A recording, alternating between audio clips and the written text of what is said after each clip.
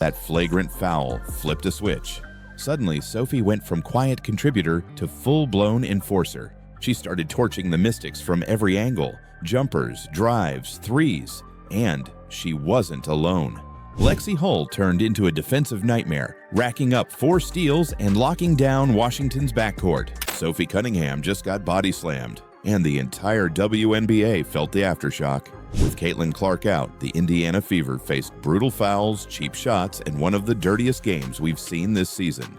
The Indiana Fever just played their first preseason game without Caitlin Clark, and I have to say, I was thoroughly impressed with this new look Fever team. Players had to say the right things. Fans had to accept what they were told.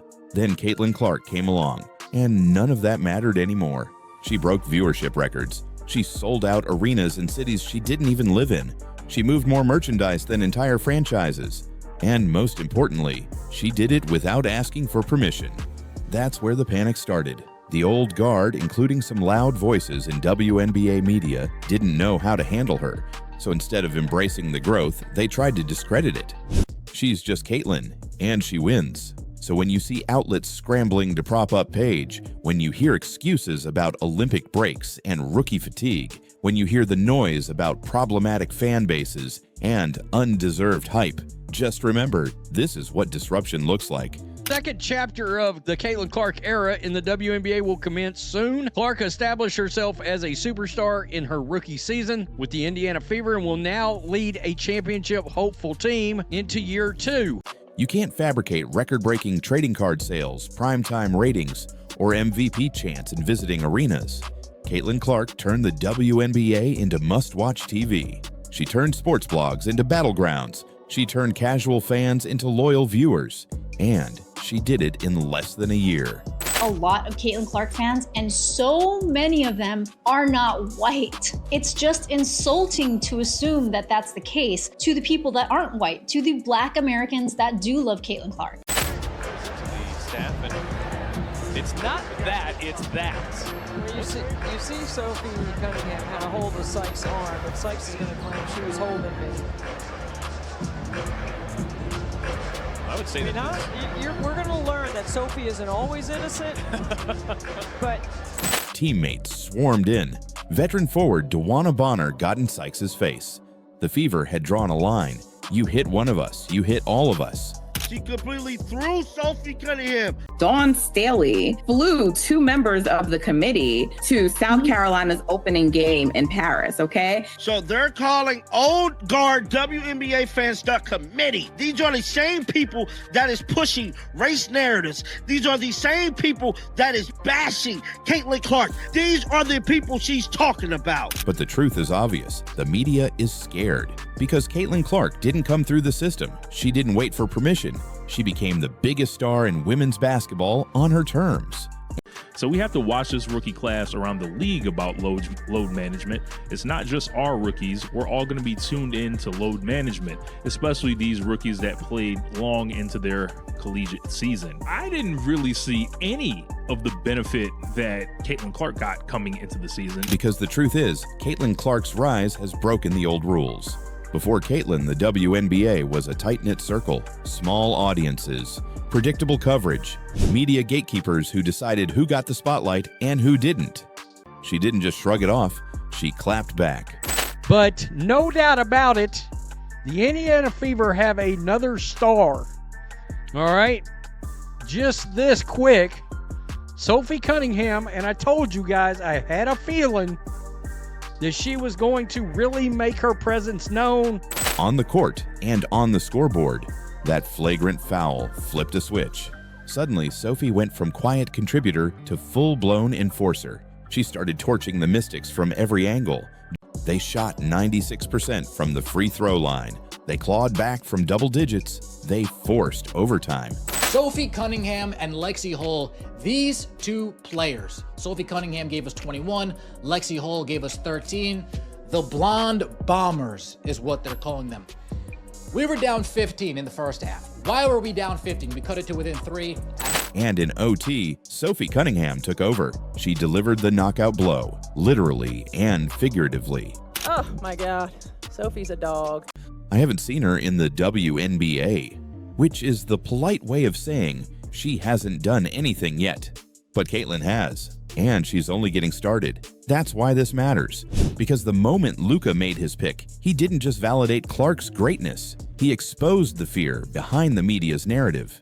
The fear that women's basketball is no longer something they can control, that the new face of the league isn't someone they anointed, that she doesn't fit neatly into their boxes, activist or quiet, political or palatable, legacy or outsider. She's not a rookie, she's a prospect, a name, a brand. And the media is banking on her because they're terrified that the WNBA's identity is changing without their control. Even respected insiders like Kurt Miller started throwing out strange excuses, saying Paige wouldn't get the same break Caitlin did during her rookie year. They blamed Olympic scheduling, load management, media pressure, anything to soften expectations before Paige even suits up. But Caitlin didn't get a break. She finished the most watched college game in history, then flew straight to the WNBA draft. Sophie Cunningham is taking a beating this game. Gosh, this is going to make big time news because now this proves there is an agenda against the Indiana Fever. There is an attack agenda against the white women on the Indiana Fever basketball team. I'm calling it right now. Therefore, what started as a preseason scrimmage quickly turned into a full-blown statement. And here's where it gets wild. Without Caitlin Clark, Indiana didn't just hold their own, they played better. Bonner got vocal, Mitchell started chirping. And when Sophie Cunningham joined the squad in that off-season trade, it was game over for the soft label. Therefore, when Clark sat out against the Mystics, the team didn't panic. They knew exactly what to do, because Caitlin's impact goes deeper than box scores and highlight reels. She's not just scoring 20 points a night, she's reshaping the identity of the franchise. When Kiki Iriafen body-slammed Sophie Cunningham, that wasn't just a foul, it was a challenge. And the Fever answered, not with tears or complaints, but with defense, free throws, and fire. The Indiana Fever just played their first preseason game without Caitlin Clark, and I have to say, I was thoroughly impressed with this new look Fever team. They didn't have their point guard and best player in this game, so these players had to come together and spontaneously on the spot figure out a way to win this game, and they did it. And the fact that they were able to do that tells me a whole lot about this team. But here's what no one expected. They didn't collapse. They fought back. And they won. The Fever didn't just survive without Caitlin Clark, they thrived. Cunningham dropped 21 points after getting slammed to the floor. They beat the Mystics in overtime without Caitlin Clark after getting physically attacked for 4 quarters straight. And the WNBA took notice. But let's not forget how we got here. Just last season, Indiana was the league's punching bag. Caitlin Clark's arrival didn't immediately fix that. If anything, it made things worse. Opposing players have gone after her game after game, targeting her with flagrant fouls, hard screens, and even off-the-ball body checks. At first, Clark took it all. She got up, she smiled, she didn't retaliate. But over time, something changed. The Fever started to rally around her. And immediately the vets are telling the... So obviously, Dawson's there waving at Fever. This wasn't just about Cunningham. It wasn't just about Clark. It was about the new Indiana Fever, a team that has officially stopped asking for respect and started taking it. So what happens now? Clark's return is looming. She's expected to rejoin the lineup soon, refreshed, healthy, and ready. But the dynamics have changed. She's no longer the only one fighting. She's surrounded by warriors, by teammates who will stand up for her and for each other. That's dangerous, that's scary. But here's what no one expected. They didn't collapse, they fought back, and they won. The Fever didn't just survive without Caitlin Clark, they thrived. Cunningham dropped 21 points after getting slammed to the floor. And man, what about Sophie Cunningham? I mean, she was getting to the free throw line, she was hitting timely shots, she was getting rebounds, she was playing defense, getting on the ground, she was playing with effort and energy, getting into the other team's face. I mean, she was doing a whole lot, and she is the biggest reason why the Indiana Fever won this game. She was easily the best player on the court. However, before the season begins, Clark was involved in a major news headline that featured a 6-figure prize price tag. Clark's edition of the 2024 Piani Prism WNBA Throwback Signatures Golden Vinyl Card has been officially sold. The WNBA is changing. The audience is growing. The metrics are real. The resistance is loud. But so is Caitlin's game. And if you think Luka Doncic is the only one watching, think again. Because the league, the fans, and the future already know who's leading the next chapter. It's not the player the media told you to love. It's the one who made you watch. Aaliyah Boston got physical in the paint. Kelsey Mitchell found her groove. And the crowd, they came alive. Not for Caitlin Clark this time, but for a team that refused to be bullied again. Because last year, this squad would have backed down. This year, they fought back. The Mystics didn't know what hit them. Their 15-point lead disappeared before halftime. Their game plan, intimidate, dominate, and walk out with an easy preseason win, exploded in their faces. But the dirty play didn't stop. Later, Brittany Sykes shoved Cunningham to the floor again. And this time, it wasn't just Sophie standing up. It was the whole Fever bench. Sophie Cunningham dropped 21 points. And I don't know if they're going to end up winning or not, but Sophie Cunningham has been an absolute beast in this game. 34 minutes, 6 of 11 from the field, 54%, 21 points. And she has thrown in, let me just see here, it looks like 8 rebounds. And how many assists does she have? She's got 2 assists. She's been an absolute beast in this game. No doubt about it. She grabbed 8 rebounds. Lexie Hull chipped in 13 and 4 steals. The Fever hit 27 of 28 free throws. That's 96%. When he shrugged off Paige Beckers, it didn't feel mean. It felt inevitable. Because the truth is, Luka said what the stats, the fans, and the eyeballs have been screaming for months. Caitlin Clark didn't take anyone's spotlight. She built her own. She didn't wait for gatekeepers. She didn't ride legacy coverage. She earned every bit of attention by doing what no one else in women's basketball history has done. She moved the needle and shattered it. Not only do I not think Paige is going to move the needle, I don't think she's going to flutter it. I don't think it's going to vibrate slightly. You can't fake that. You can't Photoshop arenas filled with fans in other cities. She just is, she's a competitor. She's versatile, so she allows us to do different things. Like, she plays with such a toughness. She's huge, and she's going to be for us all season long. But what she brings from an energy standpoint, she raises the level of play of everybody around her as soon as she steps foot on the floor. Hell, even on the sideline. I mean, her communication, everything. She's definitely an X factor. Therefore, the question can't be ignored. Did the Fever just prove they're stronger without Caitlin Clark? Or are they only this tough because she's already changed the culture? When the final buzzer sounded, the Indiana Fever didn't just win. They sent a warning. I was like, what in the world? I thought it was a prank. Without Clark, many assumed the Fever were doomed. After all, this team won just 13 games last year. Clark was supposed to be their savior. So when the news broke that she wouldn't be suiting up, fans groaned, critics smiled, and the Washington Mystics saw an opening. And they didn't wait long to take advantage. From the very first play, the Mystics went full throttle. Hard fouls, trash talk, cheap shots.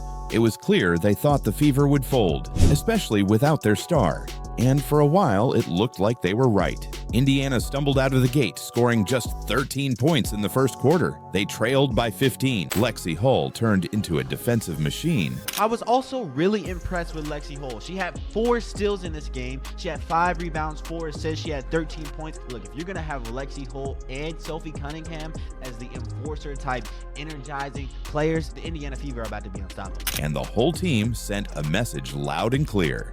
This is not the same soft Fever squad from last year.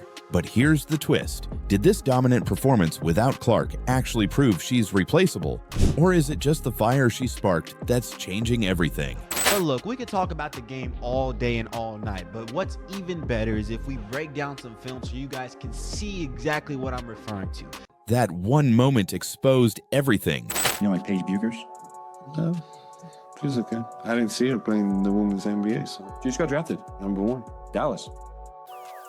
He used to play in Dallas, which is where Paige Beckers plays. Luka, one of the most respected basketball minds in the NBA, couldn't even pretend Paige was in the same conversation as Caitlin Clark. and he didn't need stats or long-winded takes. His body language said it all. Caitlin Clark has arrived, Paige Beckers hasn't even started, so why is the media still trying to force this rivalry? Let's be clear, Caitlin Clark isn't just good, she's a phenomenon. She led the NCAA in assists twice. Meanwhile, the media wants us to believe Paige Beckers led the nation in assists. But the receipts tell a different story. She wasn't even top 10. In fact, in her most recent full season, she ranked 63rd. That's not elite. That's not even close. A reputable basketball publication, Bleacher Report, stating that Paige Beckers led the nation in assists twice in her college career. She has been top 15 once. She was 63rd last year when she led the nation assists. Georgia Amore, who had more assists than Paige, did not lead the nation assists as well. It is literally the media just lying. They are literally just lying. Even Georgia Amore, who had more assists, was never credited as leading the nation. Why? Because the media needs Paige to be Caitlin's equal. But the numbers don't support that, because when Mystics rookie Kiki Iriafen tried to bully Sophie Cunningham with a full-body slam, she didn't break her. She woke her up. Hunter hits the floor, no whistle. Shot too strong there from Olsen. Cunningham pulled it down, and here's that feistiness. Debbie, this is a preseason game, and I know it wasn't announced that Caitlin Clark wouldn't play until right before, but this is a preseason game where Clark is not available. And yet, you probably have 10,000 people here and a real home court advantage. Sophie hit the ground hard, but got up even harder. She didn't just shrug it off, she clapped back. But no doubt about it, the Indiana Fever have another star. He came out very slow, very lethargic, very stuck in the mud, very dragging ass, didn't have energy to him, didn't have flow to him. Their offense was broken, their defense was scattered, the arena was silent. All 12,000 fans stunned, watching a team with no rhythm, no energy, no Clark. Stephanie White seemed frustrated. We were down 15, Stephanie White called the timeout, and she must have stuck her foot up her team's ass and said, you see this arena? You see all these fans that came to watch you guys? 12,461 people, they didn't come to watch you guys bullshit. They didn't come to watch you guys drag ass. Let's play some defense and let's get it together offensively. But what came next flipped the game, and maybe the entire season, upside down. She had no rest, no soft landing. She was thrown into the fire and still led the league in assists. Paige is entering a league that Caitlin rebuilt, and somehow the media is already making excuses. It doesn't stop there. Some outlets even tried to frame Caitlin's fan base as toxic and problematic, claiming only one group is responsible for hate and harassment. We know Natalie Asquar, a serial hater when it comes to the Caitlin Clark fan base. She's pretty much a driving force behind a lot of the drama that take place in the media. You have other people like Sabria Whitaker. You have so many people out there, and people like this, the committee, which is, a group of really, really strong women's basketball fans on Twitter, they have influence.